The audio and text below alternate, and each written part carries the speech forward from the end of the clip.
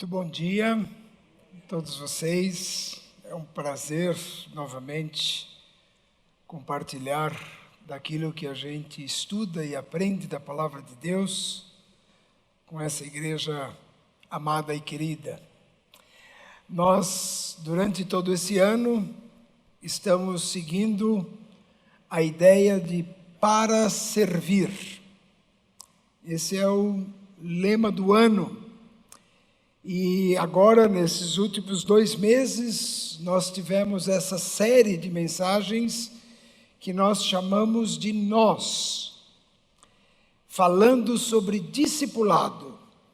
Discípulos fazem discípulos. E esses nós, além de ser nós em si, o pronome plural na primeira pessoa, é também esse laço que nós temos um com o outro de participar da mesma igreja e de compartilhar o discipulado uns com os outros também. E o título da mensagem de hoje, que eu estou trazendo para vocês, é Igreja Discipulado em Comunidade.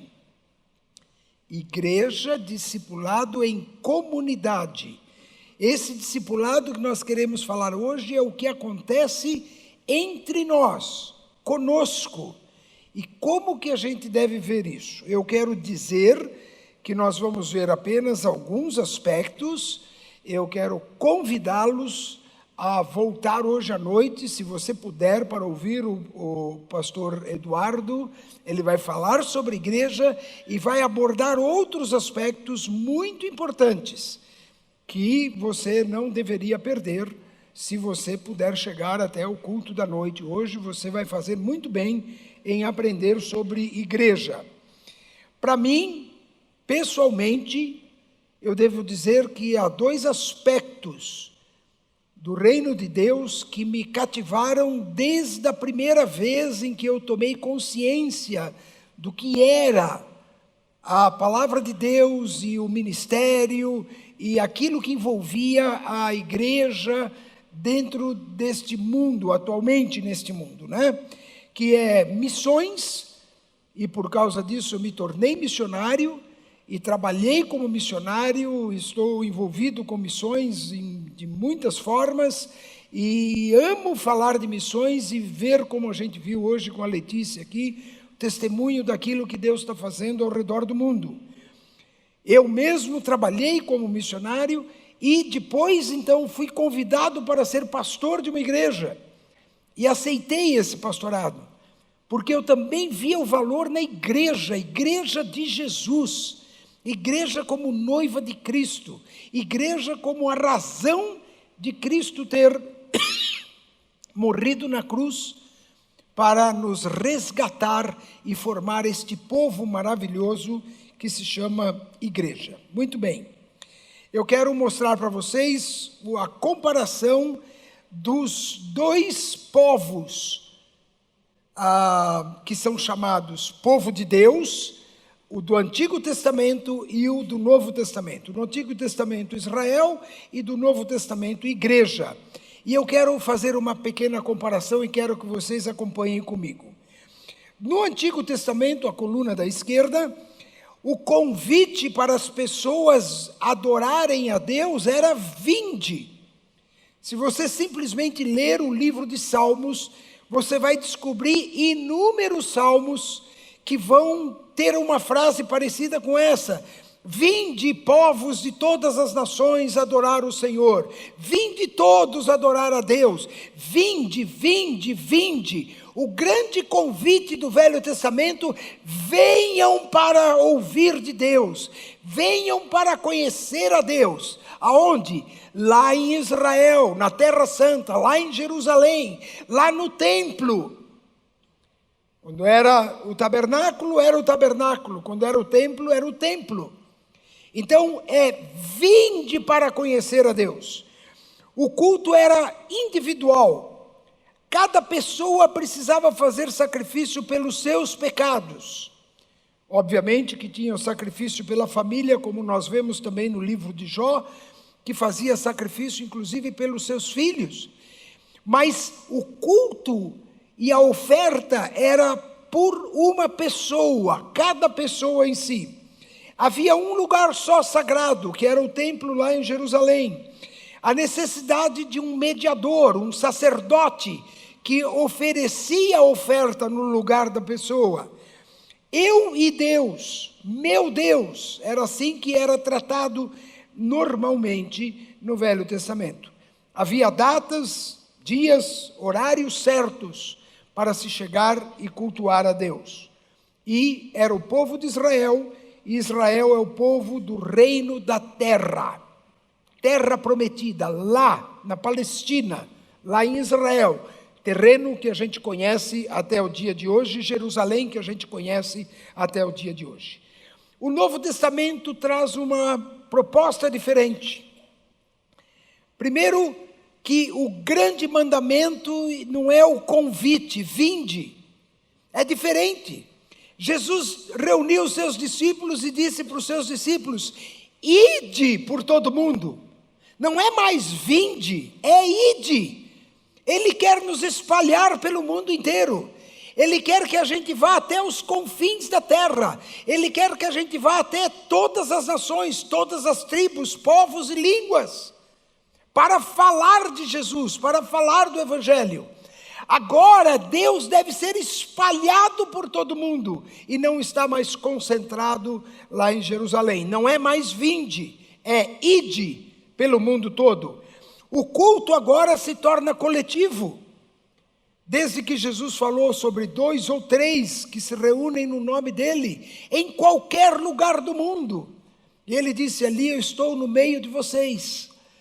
Então o culto agora é um conjunto de pessoas que se reúne para adorar a Deus, para orar, para confessar os seus pecados, as suas necessidades, fazer os seus pedidos de oração, edificar um ao outro. Louvar a Deus com salmos e hinos, como diz a palavra. A adoração agora não é mais só em Jerusalém, é em qualquer lugar do mundo. Também nós não precisamos mais de mediadores, dos sacerdotes que faziam o sacrifício no lugar da pessoa.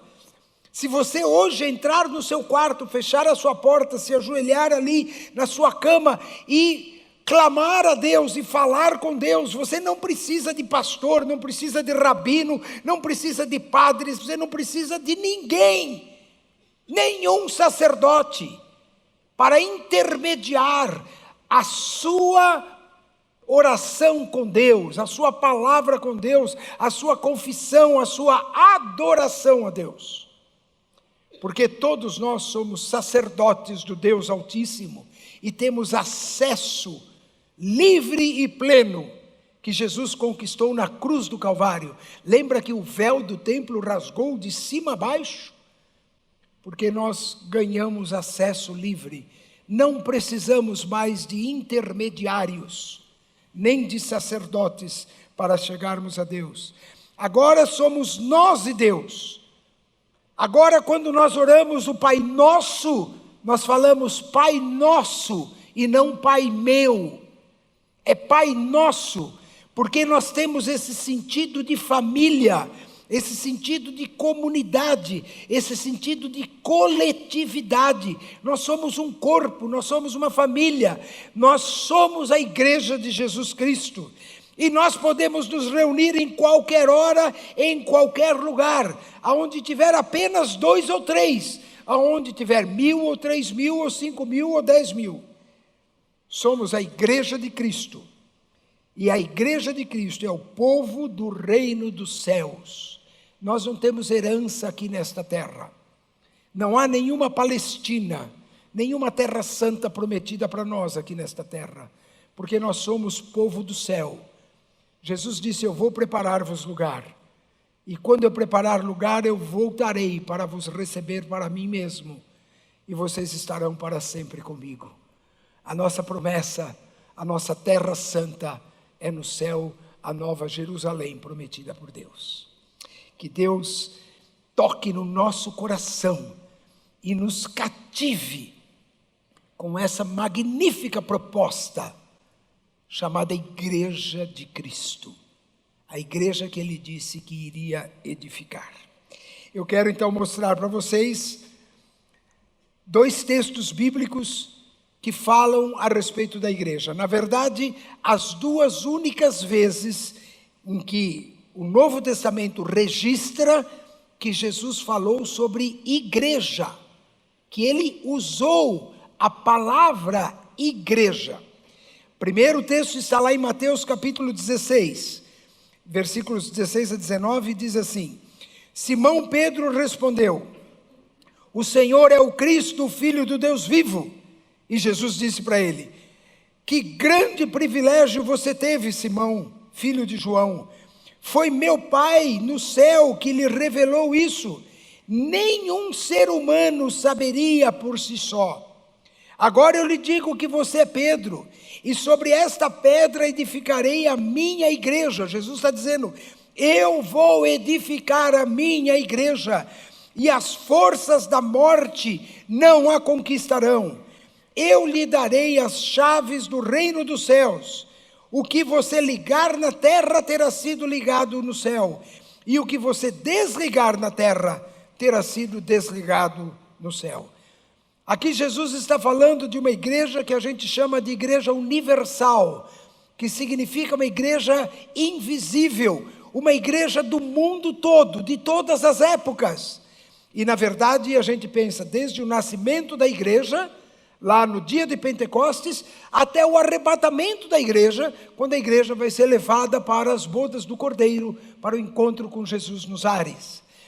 Todos os crentes, aqueles que se converteram no dia do Pentecostes, você no dia que você se converteu, e até a última pessoa que se converter antes do arrebatamento, todos os crentes formam essa igreja de Jesus, que está fundamentada na fé, que Pedro confessou quando disse: tu és o Cristo, o Filho do Deus vivo.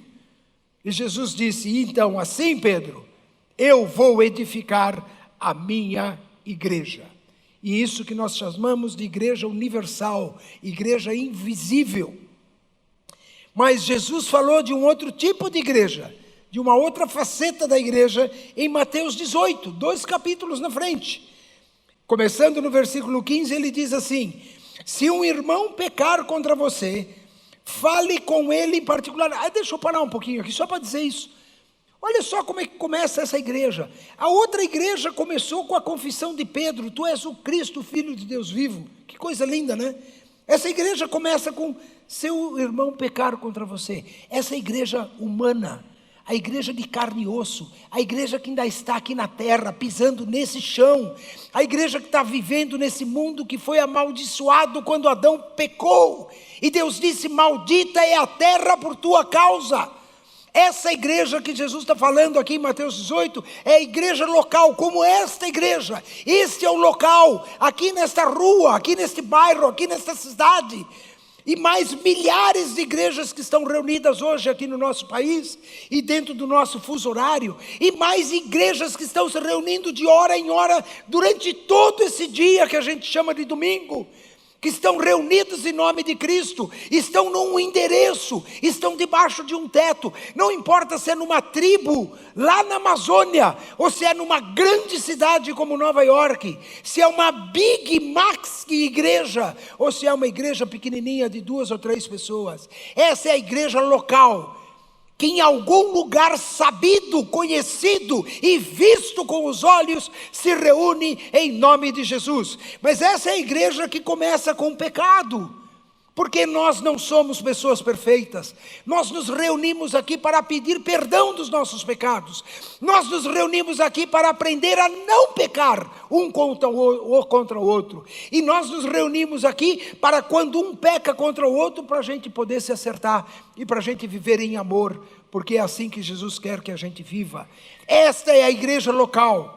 Não é uma igreja perfeita, mas é a igreja que é vista pelo mundo. É a igreja que tem a missão de testemunhar de Jesus. É a igreja que representa Jesus. Pedro não está mais aqui, Paulo não está mais aqui, Mateus não está mais aqui, João não está mais aqui. Quem está aqui agora é você e eu. Nós é que somos testemunhas, nós somos a continuidade da igreja que nasceu em Pentecostes, e cabe a nós brilharmos como luz e como sal da terra. Esta igreja local, que começa dizendo assim: se o teu irmão pecar contra você, e aí ele vai falar sobre como resolve isso, fale com ele em particular.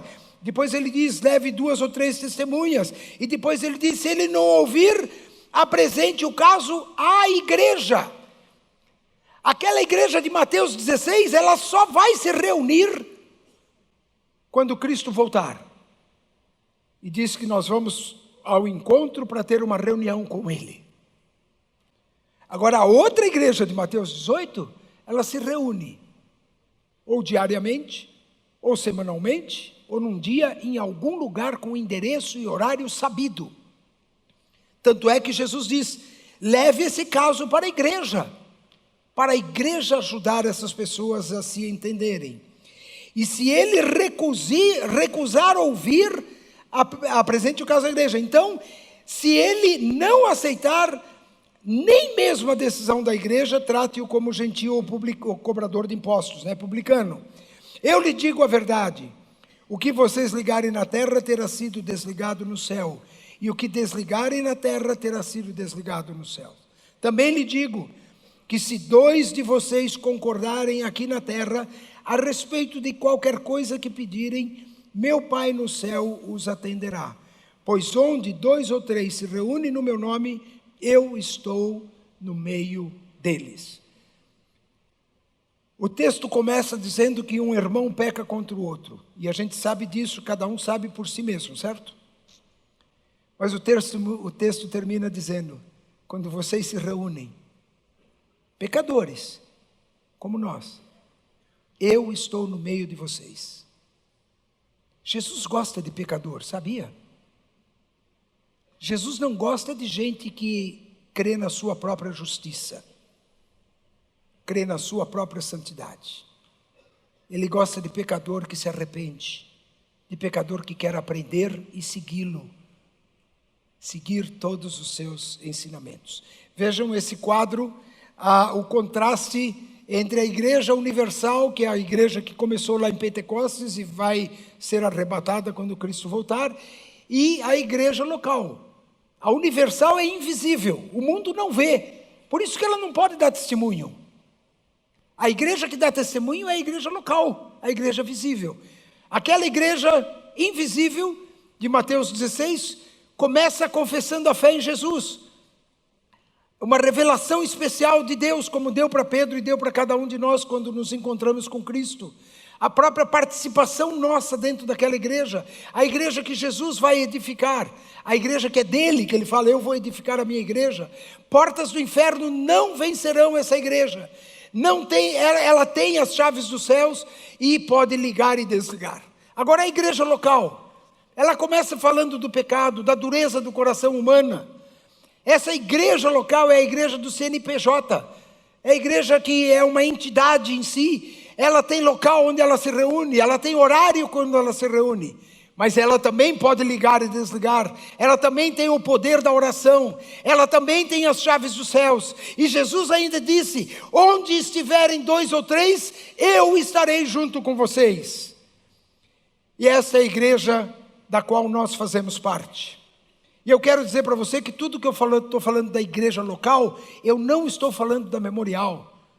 E não estou falando da denominação batista. Denominação nem existe na Bíblia. E igreja memorial não existe na Bíblia também.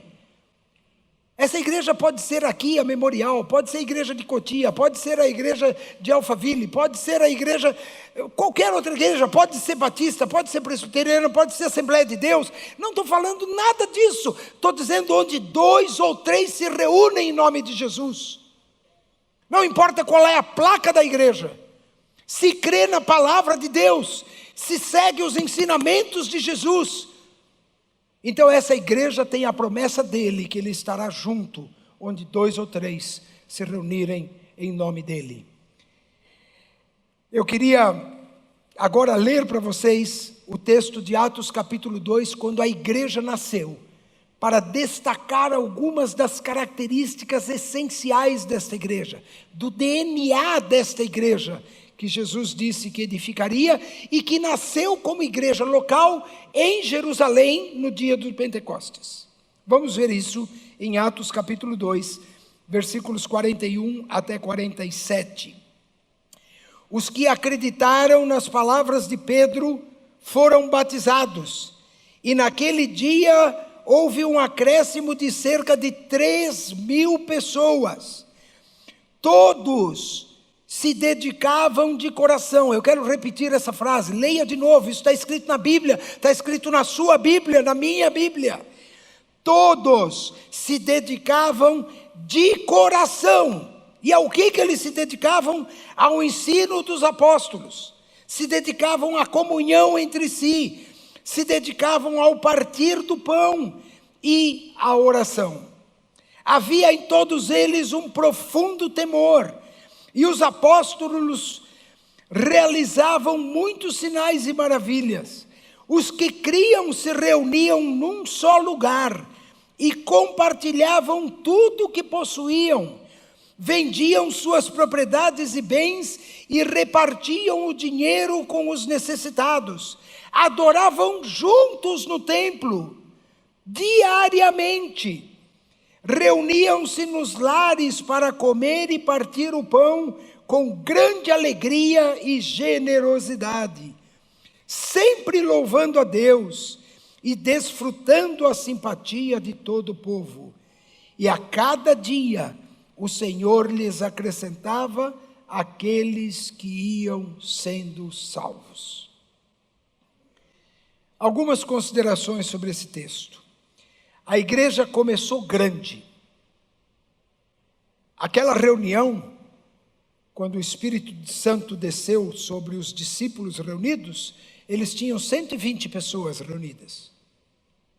Quando Pedro pregou, logo depois do Pentecostes, quase 3.000 ou cerca de 3.000 pessoas se converteram e foram batizadas. Se converteram e foram batizadas. A igreja nasceu com mais de 3.120 pessoas. Talvez você tenha vindo de uma igreja pequena e ache muito estranha uma igreja grande como a nossa. Mas eu queria dizer para você que a igreja de Jesus nasceu grande. Um pouco depois, no próprio texto de Atos, já diz que a igreja tinha 5.000 homens, fora as mulheres e crianças. Isso dava muito mais de 10.000 pessoas. Imaginem só, 3, 4 vezes o que nós somos, nos primeiros dias e semanas da igreja. Mas a igreja não se reunia só como grande multidão. E ela não se reunia num dia só, se reunia em vários dias. Algum ia num dia, outro ia no outro dia, mas todos os dias eles estavam lá. E se reuniam em casas, como grupos pequenos, como nós temos grupos pequenos, para compartilhar, para orar uns pelos outros, para tomar a ceia. Era assim que eles faziam. E eles tinham um compromisso radical com a igreja que tinha acabado de nascer. E esse compromisso incluía, veja na tela, algumas coisas muito importantes. Dedicação total. O texto bíblico diz que eles se dedicavam de coração. Total dedicação. Um compromisso total com a igreja. A participação financeira era uma das provas desse compromisso. Eles se envolviam com ofertas, com repartir, inclusive, o que tinham. Chegavam ao ponto de vender o que tinham, para poder repartir entre os necessitados. O ensino bíblico, firmeza na palavra de Deus. Eles aprendiam o que Jesus tinha ensinado. Os apóstolos diziam o que Jesus tinha ensinado, e eles estavam comprometidos em obedecer o ensinamento dos apóstolos. Eles praticavam comunhão entre si, eles se amavam, eles se relacionavam, eles convidavam uns aos outros para ir para casa, para ir tomar uma refeição, para ir orar junto. Eles tomavam a ceia em conjunto, que era um memorial, uma lembrança do que Cristo tinha feito por eles. E eles oravam uns pelos outros. A atitude que eles tinham era de temor e fé. Eles se reuniam num só lugar, um lugar combinado. Nós nos reunimos aqui nesse lugar, é um lugar combinado. Antes era lá na Corifeu. Nós tínhamos combinado que seria na Corifeu. Depois não deu mais na Corifeu, nós achamos esse lugar. Aliás, não tinha nada aqui, né? A não ser esquilos e cobras e mato. Agora tem a gente. Continua tendo esquilo e cobra e mato também. Mas agora nós estamos aqui. Nós combinamos isso. Agora nós estamos indo para um outro terreno que Deus nos deu. Nós estamos combinando isso. De fazer lá um lugar que caiba 5.000, 6.000 pessoas, ou seja lá quanto mais for, quanto mais gente Deus nos trouxer, quanto mais pessoas nós conseguirmos evangelizar e fazer, cumprir a nossa missão de fazer discípulos. Eles se reuniam nos lares, como grupos pequenos, ou como ministérios, como um trabalho que faziam, com a gratidão no coração, louvavam a Deus, eram simpáticos diante de todo o povo. Gente, por favor, vamos ser gente simpática. O mundo está cheio de crente chato, gente. O mundo não precisa de nem mais um crente chato, mas precisa de muitos crentes simpáticos. Seja simpático, por amor a Jesus. Ganhe a simpatia dos outros, seja gentil com os outros, faça bem para os outros, ame o próximo como você mesmo. Seja uma pessoa de quem possa ser dito, é uma pessoa agradável, uma pessoa que ama a Deus, uma pessoa cheia de Jesus. Amém? Que Deus abençoe nisso cada um de nós. Amém. E é muito interessante que logo depois de falar que eles tinham a simpatia, por isso que eu estou dando ênfase nisso, diz a Bíblia que Jesus acrescentava dia a dia os que iam sendo salvos. Parece que Jesus usa a nossa, como é que eu vou dizer assim? Usa a nossa simpatia como adubo, sabe, para fazer brotar novos frutos na sua colheita. Gente, agora eu queria olhar 2 últimos textos para vocês. E eu de novo, gente da mídia, eu vou pular o primeiro texto. Nós vamos ver só o segundo e o terceiro. Apocalipse capítulo 21, versículos 26 e 27. Gente, sabe o que eu quero com esses versículos? Eu queria encher o seu coração de amor pela igreja de Jesus. Eu tenho orado por isso. Eu queria que vocês amassem a igreja como Jesus ama a igreja. Vocês sabem que uma vez eu já disse isso. Talvez eu tenha dito aqui também, não lembro. Mas eu já disse isso. Se eu pudesse escolher uma razão para morrer, sabe aquilo que eles fazem no atestado de óbito? Morreu disso, morreu daquilo, morreu não sei do que. Se eu pudesse escolher, eu gostaria que tivesse escrito assim: morreu de igreja. Seria ótimo. Porque vale a pena morrer pela igreja.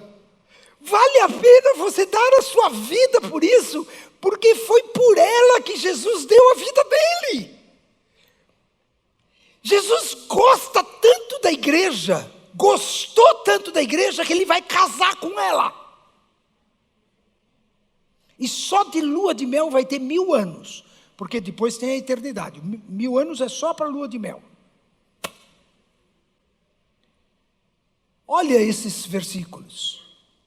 Apocalipse 21, 26 e 27. E todas as nações trarão sua glória e honra à cidade. Nenhum mal terá permissão de entrar. Nem pessoa alguma que praticar o que é vergonhoso ou enganoso, mas somente aqueles cujos nomes estão escritos no livro da vida do Cordeiro. A promessa para nós, a garantia da vida eterna, é porque nós fazemos parte desse grupo, dessa nação, desse povo chamado igreja, que foi salvo pelo sangue do Cordeiro derramado na cruz. E o nosso livro foi escrito no livro, o nosso nome foi escrito no livro da vida.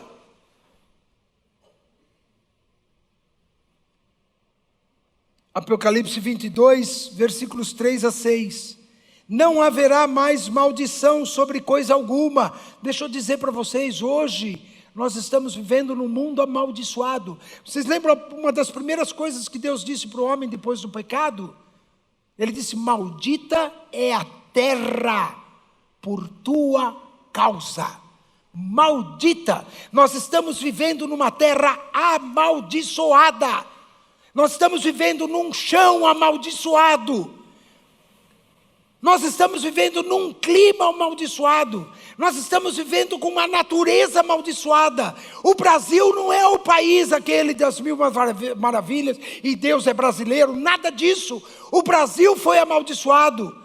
A Europa foi amaldiçoada, a América foi amaldiçoada, o Oriente foi amaldiçoado. Esse planeta todo foi amaldiçoado por causa do nosso pecado. Mas olha como o texto começa: não haverá mais maldição sobre coisa alguma. Nenhuma maldição. Porque o trono de Deus e do Cordeiro estará ali, e os seus servos o adorarão. Verão o seu rosto, o seu nome estará escrito na testa de cada um, e não haverá noite, nem será necessária luz ou lâmpada, nem a luz do sol, pois o Senhor Deus brilhará sobre eles, e reinarão para todo sempre. Então o anjo me disse: tudo o que você ouviu e viu é digno de confiança e verdadeiro. O Senhor, o Deus dos espíritos dos profetas, enviou o seu anjo para dizer a seus servos o que acontecerá em breve. E eu creio que será em breve mesmo, que Jesus vai voltar. E Ele vai voltar para receber a sua igreja. Ninguém fora da igreja vai ser arrebatado. Só quem pertence à igreja de Cristo. Para quem fez a confissão de Pedro: tu és o Cristo, o Filho de Deus vivo. Para quem entregou o seu coração e a sua vida para Jesus. Para quem ama a igreja, para quem participa, para quem se envolve. Eu quero concluir. E eu vou concluir dizendo uma coisa que parece meio antipática. Eu que falei de simpatia, né? Mas não é antipática. A gente costuma dizer assim: a minha igreja. E eu falo isso um monte de vezes. E falo com muita satisfação, porque eu amo a igreja a qual eu pertenço. Mas tecnicamente isso está errado. Porque a igreja não é minha. Eu não tenho igreja nenhuma. Quem sou eu para ter igreja? Quem tem igreja é Jesus. A igreja não é minha. Eu quero dar ênfase no contrário. A gente pode continuar falando a minha igreja, tudo bem. Esse não é o ponto. O ponto é o contrário. Porque se eu falo a minha igreja, é tecnicamente errado. Não é verdade. Eu não tenho igreja nenhuma, quem tem é Jesus. Agora, o contrário é: eu é que sou da igreja. Pense bem nisso. Não é a igreja que é sua. Não é. É você que é da igreja. Pensa no corpo de Cristo. Você é uma pontinha do dedinho. Essa pontinha do dedinho tem o corpo todo? E ela? Não. É a pontinha do dedinho que faz parte do corpo. Nós somos parte da família. Nós somos parte da igreja. Assim é que é. Por isso que o nosso compromisso com a igreja não pode ser menos do que 100%. o nosso amor pela igreja, e eu estou falando de igreja local, como essa daqui, porque a outra igreja invisível, que Paulo, João, Timóteo, Lutero, Calvino, e você pode pôr quem você quiser, eles fazem parte da igreja invisível, mas eles não estão aqui. Eu não tenho comunhão com Lutero, mas eu posso ter comunhão com você, eu posso orar por você, eu posso dar um abraço em você. Vocês perceberam? É essa igreja de carne e osso, essa igreja onde corre um sangue que foi resgatado pelo sangue de Jesus. É essa igreja a qual eu pertenço, e essa igreja é a igreja a qual eu amo, e com a qual eu tenho todos os compromissos, como a igreja de Pentecostes. E eu quero dizer para vocês, o meu desafio para vocês: eu devo orar pela minha igreja, eu devo participar regularmente dos seus cultos e encontros, eu devo participar de algum projeto de ensino bíblico, de crescimento espiritual ou de discipulado, eu devo participar de um grupo pequeno, eu devo contribuir com dízimos e ofertas, com fidelidade e constância, eu devo me envolver com os projetos e ministérios da igreja, eu devo contribuir com os compromissos missionários da igreja, porque nós aqui, como vimos com a Letícia, temos a missão de levar esse evangelho até os confins da terra. Eu devo me envolver como voluntário de algum ministério da igreja, e eu devo procurar contagiar outros membros da igreja a viverem e amarem a igreja como Jesus amou. E esse é o meu desafio para você. Vamos curvar a nossa cabeça e orar. Senhor Jesus, quando a gente percebe, pelo que está escrito na Tua palavra, o Teu amor pela igreja, a gente fica constrangido. Uma igreja imperfeita, cheia de defeitos, nós temos tantas manias, temos um coração endurecido com tantas coisas, somos desobedientes, somos desleixados, nós não cumprimos todos os nossos deveres e compromissos para contigo, nós desobedecemos os teus mandamentos, mas o Senhor nos ama tanto, tanto, que o Senhor quer casar conosco. Senhor,